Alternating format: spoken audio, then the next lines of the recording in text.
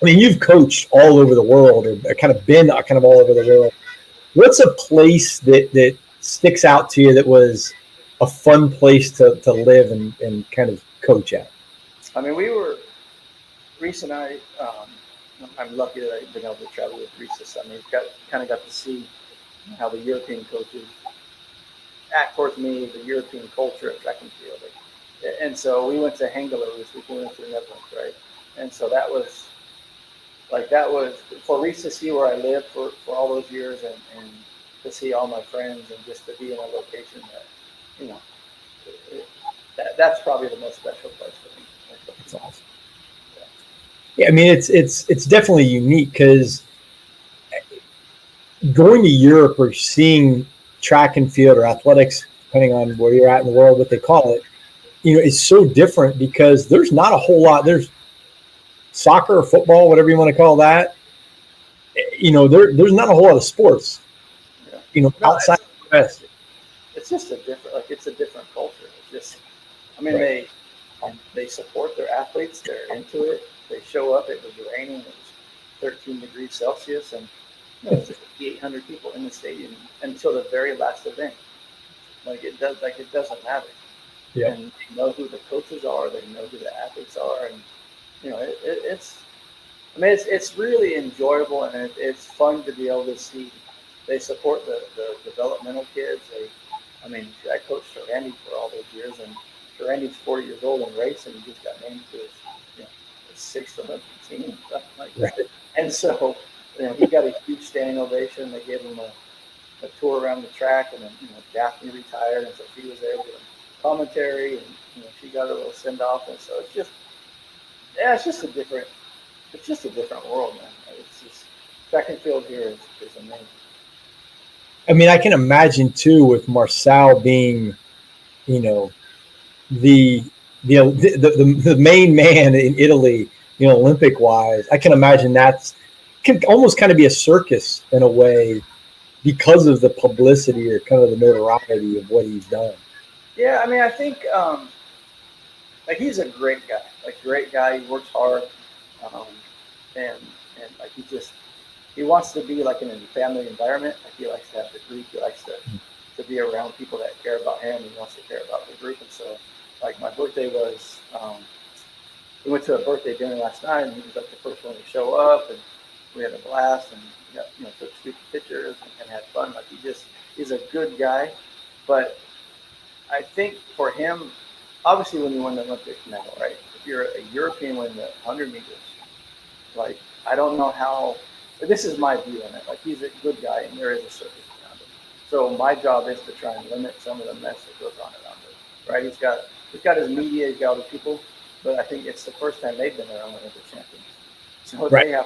they have to learn kind of what to do and what not to do, and how to limit his distractions. But yeah, it's interesting to watch, right? Because I coached. You got Bryan Fetzer, you got.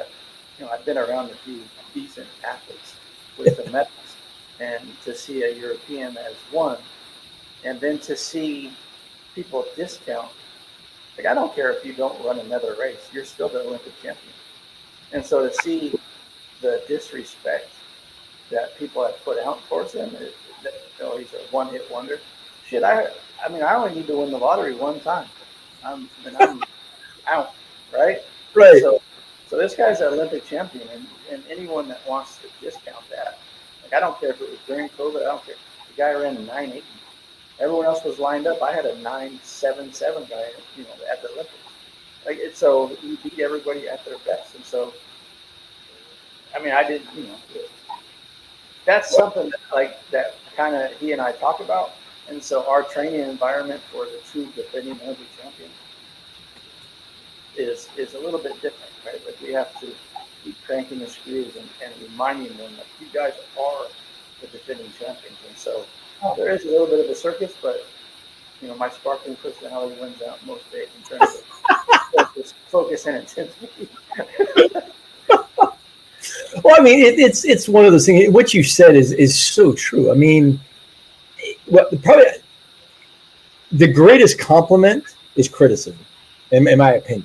I mean, if you're getting criticized or getting scrutinized for things, it means you're doing something pretty daggone good, because if you're not, no one cares. But people love controversy. And to be able to criticize somebody that was the best in the world, with legitimately the title of the world's fastest man, hey, I'll take that. Like forever, the Tokyo Olympic champion. It's never going to go away. No one can ever say you weren't the Olympic champ. And when you see how fast he's run, I mean, there's not many people that have ever ran, 9.8. You run 7.10. I mean, that's few far between. Yeah, it's just a handful of guys, and so it's just like, I don't understand. I mean, when someone's injured, they're injured, right? Like in the U.S., if someone's injured, they don't line up and you just move on to the next one. But because he's European and that the top of the mountain, he doesn't line up, then they're going to say bad stuff about it. We all know Andre trains hard during the year, and if the lights aren't on and it doesn't mean anything, Andre's going to work on exactly what you tell him to work on, but it's not going to be something spectacular.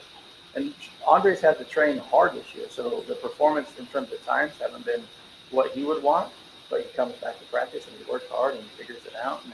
And we had a really conservative race model the other night. He ran 19.9. Okay, coach, I know I'm in good shape. Like, so it just depends, right? Like, you don't need to run 19.7 and freaking people to. The media and people that are outside, they want you to run really fast from day one. I don't think they understand. I know they don't understand that the goal is the end, not the beginning. And I told the Italian media from the very beginning, it's going to be step by step. So if he runs slow, okay. If he runs fast, okay. Because there's only 2 meets that matter this year: defend his European championship and then get to the Olympics and run fast.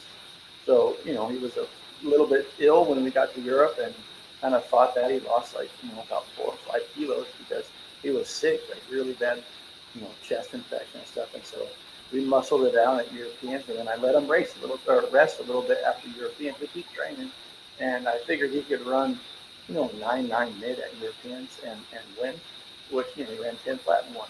And then I rested him. We went to Turkey, ran 9.92.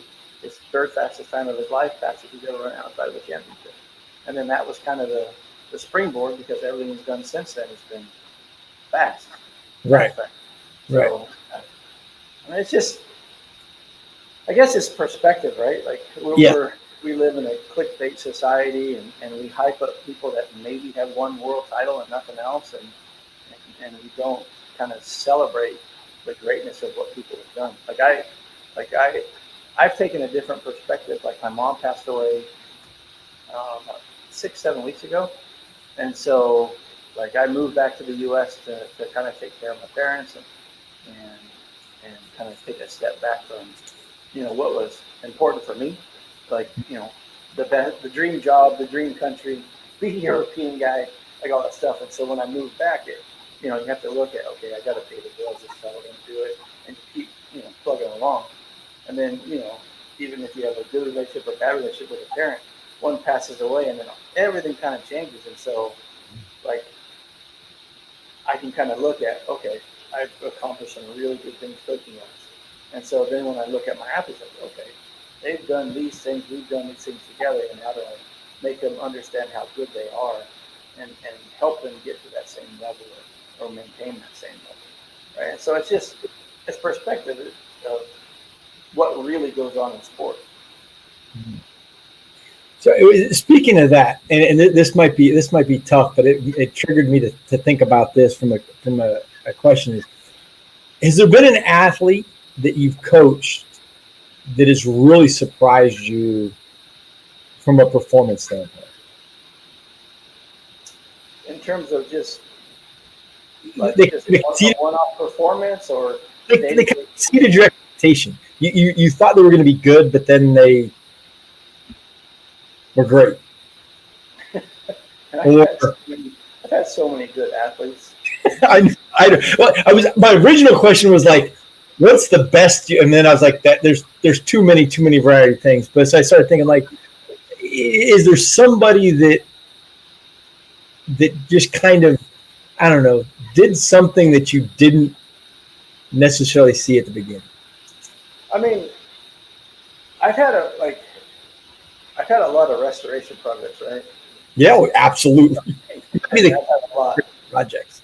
And so people come in after not running for 3 or 4 years, or they, win a world title after having their second baby, or they, they were really good young, and then they're able to do something. But like one thing that I like to look at is like, say, Tiana. Like Tiana, won a world indoor title, outdoor title when she was 19 years old, and then signs a contract and kind of gets off track or whatever happened. And then when she came back, she hadn't run, I don't know, she was 11.5 pro or whatever. And then, you run 10.8 and get fourth at the Olympic Games. Right. And then, 4 years later, run 10.7 and 17. I think she's the third farthest jump in the history of the Olympic Games. Right. Which I found out the other day from the media. It's like, that's pretty good. It's like, and to see what, how hard she worked to get there, and, she didn't have the exact body type, she didn't have the height, and she just worked hard. I mean, right. You say, oh, it's just 10.78, but go back then and before this. I mean, what would Tiana do, or what would Daphne do with the super shoes, with the shoes that are going on? They were both Nike athletes. Yeah. I think the world record would have been gone with Daphne in those shoes. I could see that. I would bet on it. It's crazy to think of how technology with like footwear is really changing the sport. Yeah. I mean, it's a can of worms that's never going to be closed now. But I mean, so with testing, right? If you just look at, you have just a regular person run down the track, and you have them in the off the jump, you have force plates, and they add 7 centimeters to each stride, 7 centimeters, and then you have a guy that is not great on the ground, and they're suddenly under 100 milliseconds on the ground. You're like, oh, okay. And so then you start to say, okay, and then you put those on the big performers, and then oh, okay, and then stuff starts happening that's out of control. Yeah, it's amazing. I mean, you saw it with the marathon. I mean, it was kind of the first thing that how fast men in these shoes, and then it's just it's amazing when you sit and look back to think about how fast or how far certain people could have done. Well, think about we used to put people in those waffle racers. You've gone completely opposite of that. You got 29 millimeter freaking soles with a carbon plate, and we had people racing in waffle racers that were basically a piece of rubber and an upper that with some shoelaces on it. And we're like, you think back like, what the hell was I thinking? Like, why were we racing in these shoes? Yeah, it doesn't like. I mean, I've had fun looking at all I've got to do a lot of stuff with Puma and play around with shoes and see all the different technologies, but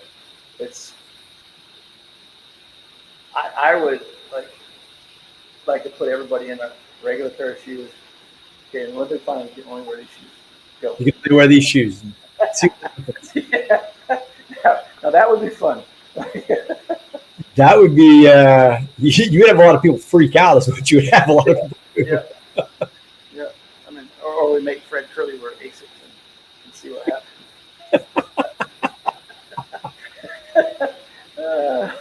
Oh, that's funny. It's a mental block on what people think shoes do and what they don't do, right? I mean, they obviously help, but the mental ability to be able to understand what your equipment does and understand what your body does, you still have to have something up here. How much in a sport like track and field, which it is individual, it's the ultimate individual sport. How much do you think that the mental part of it plays with athletes? Oh, it's huge. I mean, it's huge. I mean, as a coach, you try and get them physically ready, but if they can't handle the pressure mentally, if they can't get themselves in the right headspace, if they can't flip a switch to get the adrenaline going when it matters, and so I think sports psychology and the ability to simplify getting ready for track meets and getting ready for a track life is really important. I think sports psychology is really important. Really, really important. I mean, because it's you versus everybody else. It's not like you can't rely on, the next guy to make the shot or to make the tackle. It's even worse than that, right? If you're on social media all the time and you're scrolling your phone and you're listening to, someone across the town did this or someone did that, and it doesn't matter what's said. If you hear it or see it, then you're finished. You're done. Right? It's gonna be some noise that limited A, B, C, because the B to C is going to be a little bit of a speed bump, and it just took that much longer to get there. Because they spend so much time on their cell phones, and as a professional athlete, like you said, I mean, you're even as much as you do train, you have downtime. And if you're a single guy or a single girl and don't have the worries of family per se to kind of distract you, you really don't have a distraction. So if you train 6 or 7 hours, 6 hours a day, you have 18 hours to screw up your 6 hours. Mm-hmm. And so that's for the professional level, right? Right. College kids and parties and whatever else goes on is got. That's a really, I never even, which is crazy, is almost like coach. I didn't think about that. I mean, as much time as you have more time to screw up what you just did than what you did preparing. I mean, if you look at, like I read all kinds of weird neuroplasticity and sure, politics and all these weird things. But if you think someone has self-induced ADD or ADHD because they're constantly scrolling their phone, so they have a complete dopamine dump every day, and they're trying to fight it. And then suddenly you're trying to have a block session. Like, coach, I just feel flat. You went to bed at 3 o'clock in the morning. We're training at 10:45 you starts. You got up at 9. You ate breakfast and you scrolled your phone all the time. You walked to practice. I don't allow phones at practice. It's still that hasn't changed forever. And so once they come to practice, I turn on music now, and so that's new. But yeah, I mean, it's just they're having a complete chemical imbalance because they're scrolling their phones, and the brain capacity and all those things that the studies are showing more and more and more is showing what it's doing to your brain, what it's doing to chemicals. Right? Then you add in, okay, say someone has the wrong meal. They had their cheat day and they had dessert and they had a bunch of pasta and then they have their sugar levels are completely off. Mm-hmm. And then they had some alcohol. You got 6 ounces of alcohol, just removed one whole day of training. So then you worked Monday through Thursday. They went out Wednesday night. And on Thursday, you're damn near trying to make up for what you did Monday through Wednesday. So it's trying to find a sports psychologist, trying to find, someone that can simplify the complicated life of social media and what goes on these days. It's so much more to it than the average person thinks. I mean, if you've never lived it and you've never been part of it from a coaching standpoint, you don't get what all goes into it. How much you're battling as a coach, all the external noise, like you said, noise, which is such a very prominent kind of term for it. I mean, you're battling noise. It's noise, and then you think about just scrolling phone and looking at videos and looking at stuff on the phone, and then you add in the internet coaches.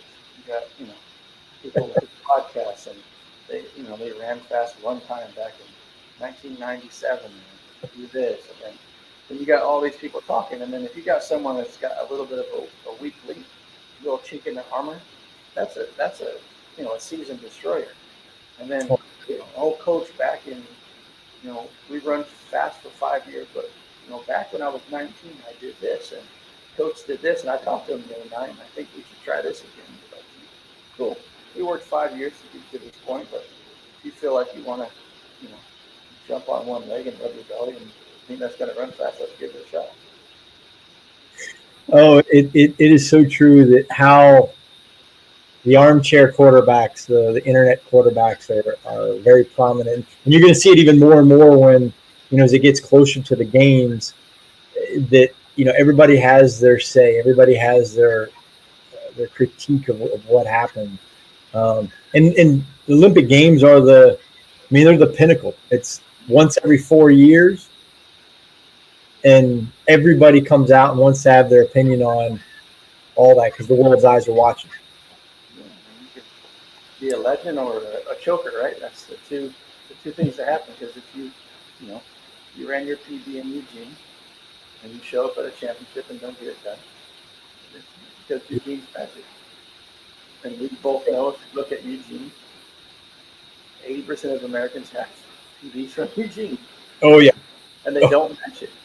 So, if you run it in Eugene, there should almost be kind of an asterisk beside it because you rarely do it any other place. Which, yeah, man, there's a lot of people that have their PBs from Eugene. Oh yeah. Maybe it's the atmosphere. Maybe it's the coaches picked them perfectly for the U.S. championships. Maybe you know what I mean. Like you don't know why, but people run fast as hell in Eugene, and it doesn't happen anywhere else. So. Yeah, it's like the Arkansas track and indoors. The times that are run there, you're like, hey, don't worry, you're not going to run that any other place. Don't worry, you're still fine. Eugene's the .05 sprint track for the 100 meters. Nice, yeah. Man. I appreciate you coming on and chatting and talking about a bunch of various topics. I could go on forever and ever, but I know that you got things to do. I know this is your rest day, and I enjoy it. I don't do these. Obviously, I don't do much. I just coach, so to catch up and talk a little bit, it was not bad at all. I think 45 minutes went by pretty quick. It did. I kind of looked up on the screen. I'm like, holy crap, 45 minutes. I'm like, geez. Yeah. It's the fun thing about doing podcasts with people you respect and like and are friends with, because you could kind of keep going forever and ever, it seems like. But, I've enjoyed it for sure.